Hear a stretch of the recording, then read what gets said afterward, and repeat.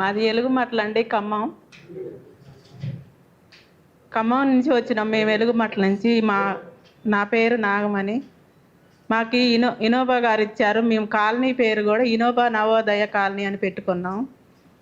ఆ రోజు డోజర్లు వస్తున్నాయి అని మేము సామాను చదువుకోకుండా ఏం చదువుకోకుండా 10 మంది మహిళలు వెళ్ళి డోజర్లను అడ్డుకుందామని వెళ్తే మమ్మల్ని ఎక్కడికక్కడికి గుంజి పడేశారు లేడీ కానిస్టేబుల్.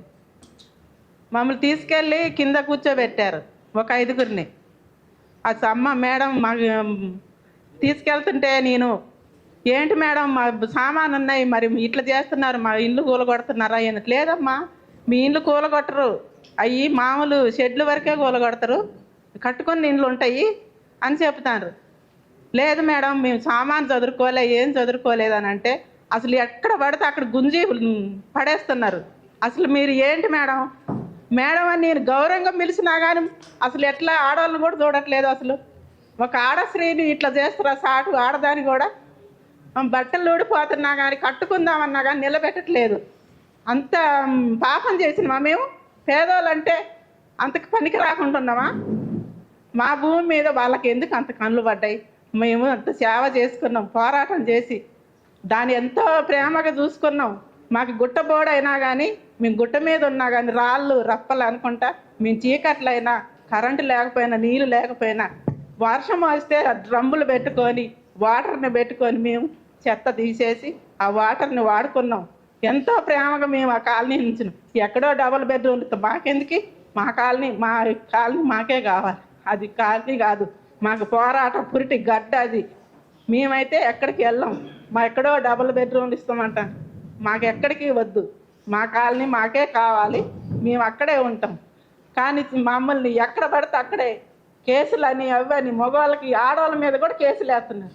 ఎవరన్నా మాట్లాడితే మీడియా వాళ్ళు వచ్చిర్రని వాళ్ళ మీద ఫోటోలు చూపించి, మీ అమ్మకి తెలుసా, మీకు ఫలానమ్మ తెలుసా, అట్లా చూపిస్తున్నారు. ఎందుకు? మేమేమన్నా వాళ్ళ ఇళ్ళలో దొంగతనం చేసినామా? వాళ్ళ ఇళ్ళల్లో ఏమన్నా ఎత్తకొచ్చినామా? పాసి పని చేసి ఏమన్నా తీసుకొచ్చినామా? ఎందుకు అట్లా చేస్తున్నారు మమ్మల్ని? అంటే పేదోడు అంటే అంత పనికి రాకుంటున్నామా మేము? ఏంటి అసలు పేదోళ్ళు అంటే? పేదోడు ఆడుంటే పక్కన రేస్ట్ వేసి వాళ్ళకి ప్రైవేట్ ల్యాండ్ వాళ్ళకి రేట్లు పెరగవనే, మాకు రేటు ఇవన్నీ మాకు తెలియదు. మేము వచ్చినాకే అక్కడ పక్కన కలెక్టర్ ఆఫీస్ వచ్చింది. ఆ కలెక్టర్ ఆఫీసులు కూడా మేమే పని చేసినాం. ఆ పెయింట్ వేయటానికి మా మొగోళ్ళే వెళ్ళారు, ఓడవటానికి మేము వెళ్ళినాం, మొక్కలు వేయటానికి మేమే వెళ్ళినాం, ఇన్ని పనులు చేసినాం.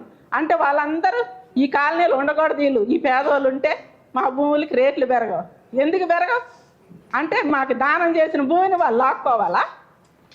అంత దుర్మార్గమా? ఇంత పాపమా? కొంతమంది అసలు వీళ్ళు ఉండకూడదు ఏడా, వీళ్ళు ఎక్కడెక్కడి నుంచో వచ్చారు అంటే ఎక్కడి నుండో వచ్చారు అంటున్నారు.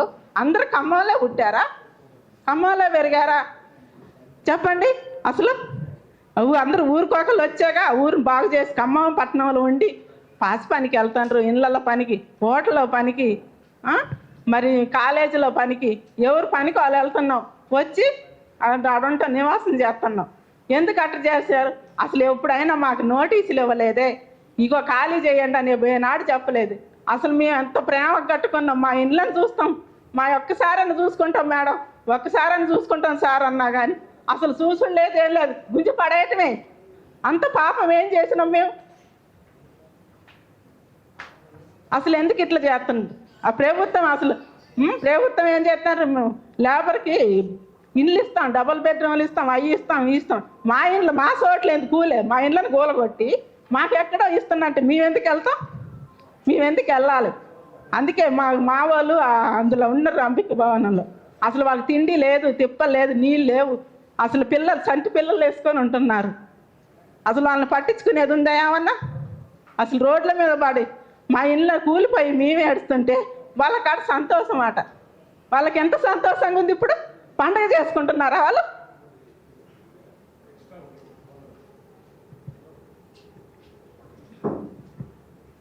అందరికి నమస్తే అన్న. ఈ మాట్లాడబోయేది జయమ్మ గారు. మాట్లాడే ముందు నేను ఒక చిన్న విషయం చెప్పేది ఏంటంటే, నిర్దాక్షిణ్యంగా ఇప్పుడు ఈ వీళ్ళని అక్కడ ఉన్నారని చెప్పి తన మీద మాట్లాడుతుందని చెప్పి వాళ్ళ హక్కుల గురించి మాట్లాడుతుందని చెప్పి 2 నెలల పైన జైల్లో పెట్టిండ్రు. తన జైల్లో ఉన్నప్పుడు పాపకు వైద్యం అందియలేక చనిపోయింది, బిడ్డ కూడా చనిపోయింది. ఇది జస్ట్ సమాజానికి తెలియాలని చెప్తున్నా. అమ్మ మాట్లాడు. నా పేరు జయమ్మ అన్న, వెలుగుమట్ల నుంచి వచ్చిన. అసలు చెప్పాలన్న మాటలు రావట్లేదన్న. మేము అట్లా కట్టుకున్నాం ఇల్లులు కూల్చిన సంగతి అందరికీ తెలుసు. కాకపోతే ఇప్పుడు అంబేద్కర్ భవన్లో ఉంటున్నాం అన్న. 10 రోజులు 11వ రోజు ఇది. అంబేద్కర్ భవనంలో అసలు ఎంతమంది అంటే 800 మంది పైగా ఉంటున్నాం. అసలు 2 బాత్రూములు, మగోళ్ళు ఆడోళ్ళు ఎంత ఇబ్బందిగా ఉంటుందో మీకు తెలుసు. అసలు మేము అక్కడి నుండి ఎప్పుడు పోతాం బయటికి, మా షెడ్లు ఎప్పుడు వేసుకుంటాం, మేము అక్కడ ఎప్పుడు పోవాలన్న ఆతృత మాకు బాగా ఉంది.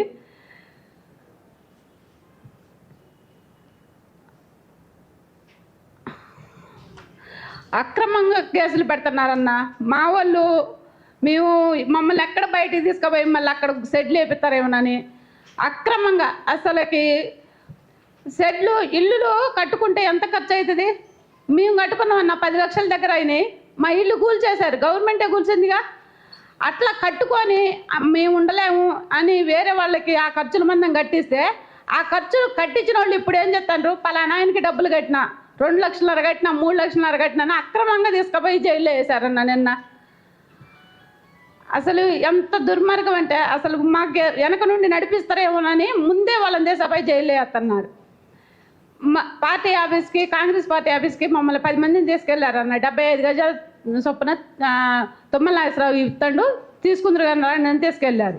రాస్తాడు, వచ్చిన వాళ్ళకే ఇస్తారంట అని తీసుకెళ్ళి మీరు ఎన్ని కట్టారు డబ్బులు, ఇదంతా స్థలాల గురించి మాట్లాడలా. మీరు ఎన్ని డబ్బులు కట్టారు, ఎంత కట్టారు?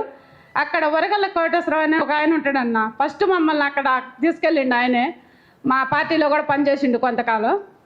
అక్కడికి తీసుకెళ్ళి మీరు ఎంత డబ్బులు కట్టారో ముందు చెప్పండి, మీరు ఎంత డబ్బులు కట్టారో ముందు చెప్పండి అని అంటే, మేము ఖర్చుల మనం ఒక 20,000 10,000 ఖర్చులకి, కరెంట్ లేదు, నీళ్ళు లేవు, అన్నిటికీ ఎట్లా వస్తాయి ఖర్చుల మందం ఇచ్చినవన్నా అని అంటే, ఈ ఖర్చులు అన్నది కట్ చేసి పలానా ఆయనకి 20,000 కట్టింది అని ఖర్చులు మేము ఖర్చులు పెట్టినది కట్ చేస్తారు, కట్టింది అన్నది ముందు పెడుతున్నారు.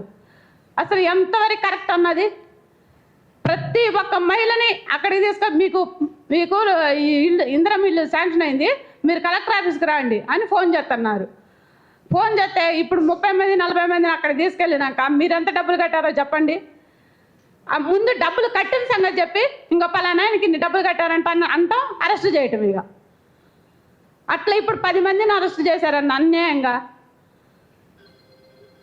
నమస్తే అన్న.